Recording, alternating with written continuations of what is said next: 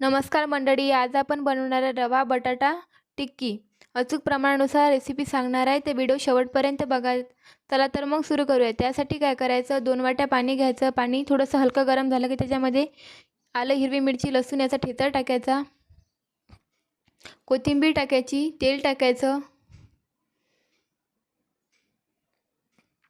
चवीनुसार मीठ टाकायचं आणि खिसून घेतलेला एक बटाटा टाकायचा। पाण्याला छान उकळी यायला लागली की रवा टाकायचा 1 वाटी, तो पण छान ढवळतच राहायचा। ही रेसिपी 10 ते 15 मिनिटांमध्ये सहज होऊन जाते। तुम्ही अशी ही टिक्की लहान मुलांना टिफिनमध्ये देऊ शकता। रव्याचा घट्टसर गोळा झाला की तो काढून घ्यायचा थंड करण्यासाठी। ही टिक्की आतून मऊ आणि वरून क्रंची तयार होते। तुम्ही एक वेळ नक्की करून बघा। हे बघा, आपला गोळा थंड झालेला आहे।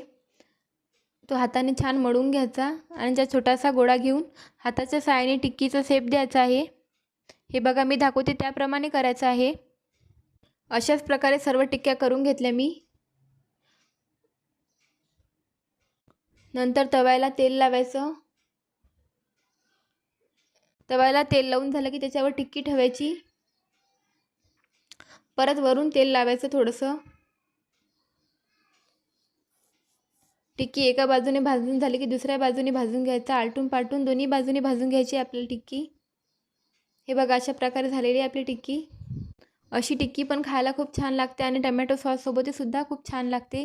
तुम्हाला ही माझी रेसिपी कशी वाटली मला कमेंट करून नक्की सांगा आणि माझ्या व्हिडिओला लाईक, शेअर, सबस्क्राईब करायला मात्र विसरू नका आणि कमेंट करा ही रेसिपी कशी झाली म्हणून आणि इंस्टा आयडीला फॉलो करा।